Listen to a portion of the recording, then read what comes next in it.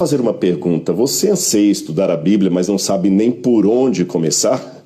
Então eu tenho uma proposta para você. As vagas para o curso A Bíblia Comentada com Rodrigo Silva já estão abertas, aguardando apenas a sua inscrição. Nesse curso, eu, Rodrigo Silva, serei o seu companheiro de viagem ao aprofundarmos o nosso conhecimento da Palavra de Deus, desvendando a Bíblia de maneira simples e prática, e também didática, é claro. Será um curso completo com mais de 250 aulas. Então, você ficou interessado sobre o assunto? É muito simples. Basta você correr agora, tá bom? Fazer a sua inscrição. Você pode clicar no link que está aqui abaixo. Você falou um pouco de terraplanismo, né? Até para falar, né? O pessoal até pergunta assim. Você sabe que a explicação que os terraplanistas, a explicação clássica da Terra plana, você sabe qual que é, né? Que ela vem da Bíblia, né? Que eles falam que lá tem várias passagens e tudo, e é uma explicação religiosa, né? Que eu não sei se já viu eles explicando, né? Já. Eles falam que, por que, por exemplo, a Terra é plana e os outros planetas são redondos? Porque a Terra não é um planeta, ela é um reino do Criador. Reino do Criador. Não, que o Criador colocou ali, fez e tal. Então você pegar aí toda a vertente principal da Terra plana, eles são baseados nisso. O que o pessoal acha disso? Quem estuda? Porque tem religiosos que defendem. Tem, mas não são acadêmicos. Entendi. Você entendeu? Assim, eu não quero também arvorar, porque isso é uma coisa interessante para eu dizer para você. Diferente da sua área, a teologia é a única área que eu não posso dizer que eu sou especialista em Deus. Entendi. Não existe isso. Você entendeu? O teólogo é alguém refletindo sobre Deus com algumas ferramentas que o leigo não tem. Mas ele não pode falar assim, eu sou doutor em Deus, não discute comigo isso. Eu não posso falar isso nem para um ateu, quanto mais para um religioso. Porém, existem critérios de estudo, de pesquisa, etc, etc. Você já viu que eu tenho minha paixãozinha pelas estrelas, pelas constelações. Mas eu sou só um observador leigo. Eu não entendo bolufas disso. Então, o que acontece? Para você examinar a Bíblia, tem uma ferramenta chamada exegese. Você tem que fazer uma exegese do texto. Você tem que olhar o contexto. Inclusive, existem critérios. Assim como tem os critérios de Stuart Mill para o método científico, nós temos critérios hermenêuticos. Você tem que olhar a passagem no seu original. Você tem que verificar se houve variação textual ali ou não. Você tem que ver o contexto. Você tem que estudar aquilo à luz da época, expressões idiomáticas, uma série de coisas. Por exemplo, na Bíblia, lá, se eu pegar só o pé da letra, tem um monte de problema lá. Deus endureceu o coração de Faraó. Isso que eu ia perguntar, porque tem isso, né? Porque eu já vi várias explicações dos terraplanistas falando que não, cara, a Bíblia tem que ser levada do jeito que ela está escrita ali. Não é interpretação.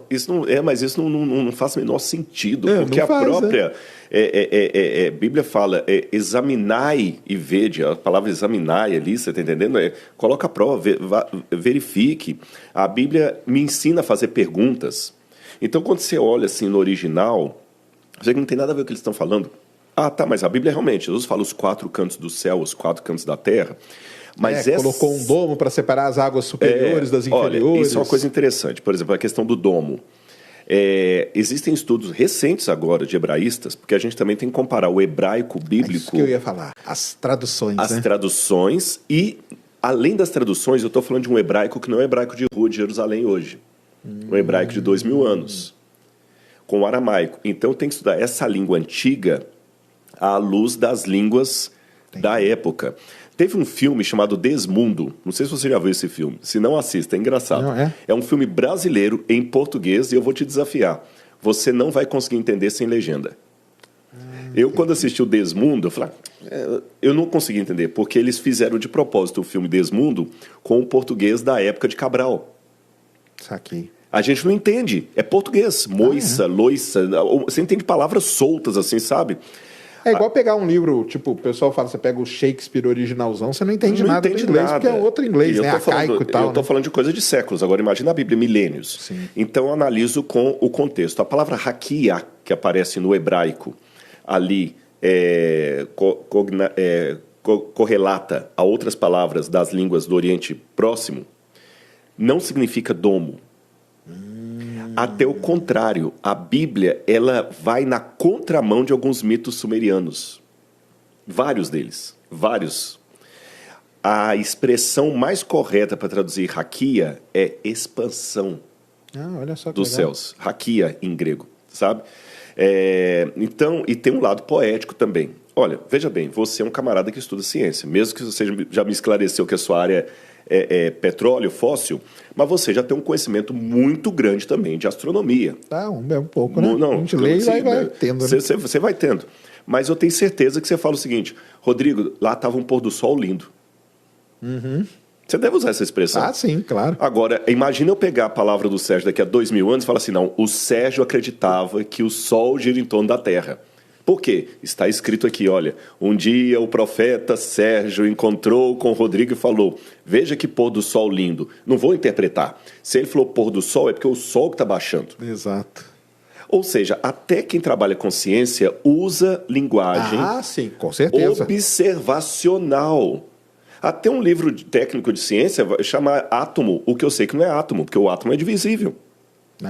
Ainda está chamando de átomo até hoje. O historiador está chamando o nativo do Brasil de índio, Sim. sendo que é um erro penitencionário, pensando que eram as Índias. Isso eu falo pro pessoal aqui, a gente tem muitos problemas semânticos, né? Exatamente, e a Bíblia é um problema semântico. A Bíblia não foi escrita para ter esse rigor científico que muitos querem, tá certo? Ela fala de um ponto de vista observacional. Você vai encontrar lá, por exemplo, no milagre de Josué, falando assim, sol, detente no vale, o sol... Lua para também. É a linguagem observacional. Agora, daí falar, não, é porque ela é plana e tudo mais. Jesus também falou que o grão de mostarda é a menor de todas as sementes. Mas se você trouxer um botânico aqui, ele vai mostrar semente menor do que o grão de mostarda. Então, Jesus mentiu. Na Bíblia, o morcego é apresentado como uma ave. Mas aquilo foi antes da taxonomia biológica. Lógico. Então, com todo o respeito que eu sempre tenho para os que pensam diferentes... Desculpe-me, quem defende terraplanismo baseado na Bíblia não faz exegese, faz um desserviço à Bíblia. Entendi. Porque lê a Bíblia a pontapé. Aí cria um problema, que até eu vou achar a Bíblia um livro ridículo. E a ufologia? Porque a ufologia também, né? Você sabe que tem várias passagens, até dizem, né? Aquele Eric von Däniken. E muitas pessoas, eu já vi palestra e tal, explicando lá do milagre de Fátima, né? Que, na verdade, é uma aparição de naves alienígenas. Você já deve ter visto isso, né? E o interessante é isso, né? Porque o cara, ele fala assim, cara, a Bíblia, beleza, é um livro... Eu já tive discussão séria com o terraplanista, porque o cara chegou e falou assim, está escrito na Bíblia. Eu falei, cara, então aí acabou, né, cara? Porque o que eu vou falar? Se está escrito na Bíblia, não pode falar nada, né? E muitos ufólogos, né? Várias pessoas... Está mais ou menos parecido, né? Isso. Eles vão na Bíblia e pegam meio que para justificar. Olha aqui, ó, aqui ele fala tal coisa, ó, só pode ser uma nave, não sei o quê, não sei o quê. Como que é esse negócio? O milagre de Fátima, na sua visão, ele é o quê, então? Antes de falar do milagre, lembra do livro Eram os Deuses Astronautas? Sim, do Eric von Däniken. Exatamente, vai aqui nessa linha aí, né? O milagre de Fátima é um negócio que eu tenho que responder com certa cautela, porque ele é um milagre para os católicos. Entendi. Entendeu? Para quem não é católico, eu não encaro ali como um milagre. Ah, mas teve tanta coisa... Então, assim, eu não poderia colocar juízo de valores sobre o milagre, porque eu não considero o milagre de Fátima por não ser católico. Entendi. Então, eu não acredito que Maria apareceu para os 3 meninos ali, Lúcia, o Jacinto e esqueci o nome da menininha, que eram os 3 ali. Não acredito no milagre de Fátima. Pelo menos não da forma como um católico. Da forma como é contada. Respeito, mas não creio, não é meu ponto de fé. Agora, do milagre de Fátima, por isso que eu, antes de responder, eu joguei Eram os Deuses Astronautas, eles querem pegar qualquer coisa e amarrar para o lado deles. Existe uma questão também, você sabe, que a mente busca padrões de comportamento. Sim. Quando você começa a ficar fissurado num assunto, você vê aquilo em qualquer coisa. Você vê aquilo em qualquer coisa. Você vê aquilo... Se eu começar a acreditar em alma penada... Qualquer evento eu vou falar assim, você sentiu? Você sentiu aqui? Quando eu entrei aqui? Às vezes é o ar-condicionado que está ligado, mas eu vou dar um sentido... Aí tem pessoa que se impressiona com isso. Se impressiona com isso. Então, olha, por exemplo... mas aqueles seres que o livro de Ezequiel fala, de bolas e tal... Gente, ele está fazendo... Comparar aquilo com disco voador não tem nada a ver. Os anjos que estão diante de Deus lá, com asas e tudo mais, eles estão usando modelos da época que colocavam os lamaços e tudo mais. Deus parte do conhecido para o desconhecido. E alguém me ouvindo falar isso, falou assim, Rodrigo, você é um ateu, você é um cético. Não, eu acredito na Bíblia, eu acredito em milagre. Só que eu tenho um critério um pouquinho mais rigoroso para chamar algo de milagre do que simplesmente acreditar que o ar-condicionado aqui é um vento sobrenatural passando, sabe? Eu sou um pouquinho mais criterioso. Creio na Bíblia, e o Sérgio sabe disso, e eu agradeço mais uma vez. Você sempre foi muito respeitoso comigo das primeiras vezes, Sérgio. Então, está me dando espaço aqui. Eu creio na Bíblia, mas eu não sou crédulo, eu sou crente. Qual que é a diferença? O crente, se eu pegar na etimologia da palavra, é aquele que crê a partir de uma evidência. Porque a palavra fé na Bíblia, pistis, em grego, ou emuná, em hebraico, significa certeza que advém de uma possibilidade... convicção que advém de uma possibilidade de certeza. Esse é o sentido etimológico da palavra fé na Bíblia, nas línguas originais.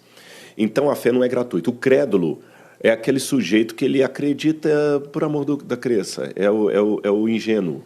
Ele acredita em qualquer coisa. Certo. O crente é uma etapa mais sólida. A fé, por incrível que pareça, ela é um processo mental sofisticado. É diferente da credulidade. Tem uma passagem na Bíblia, em Hebreus capítulo 11, que fala assim, fé é a certeza das coisas que se esperam, a convicção de fatos que não se veem. Ah lá, tá vendo? Olha, mas calma. Quando coloca lá certeza, o autor está comparando a fé a um documento de propriedade, a palavra hipóstasis que aparece lá, é um documento de propriedade que o imperador dava para um soldado, garantindo, olha, quando você se aposentar, se você não for cidadão romano, você e sua família serão cidadãos romanos, você terá uma propriedade e uma aposentadoria. E o soldado passava a vida toda brigando e confiando o quê? Na terra que ele ainda não tinha visto. Mas ele, por que ele acreditava naquela terra? Porque ele tinha um diploma, ou hipóstasis, diploma em latim. Um papel ali assinado pelo cara, e tem lastro.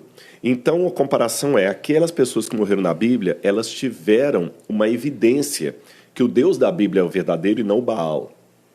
Por isso que elas morreram crendo. É diferente daquela credulidade ingênua que as pessoas pensam assim, crê em qualquer coisa. Aí é complicado do lado de cá, porque se eu usar esse critério de fé, qualquer coisa pode. Se eu falar com você que o Thor é Deus, vale. Entendi. Você entendeu? O que Odin vale. Ou seja, o que me separa do ateísmo é apenas um Deus e um livro. Se não fosse esses dois, eu seria ateu. Ou agnóstico.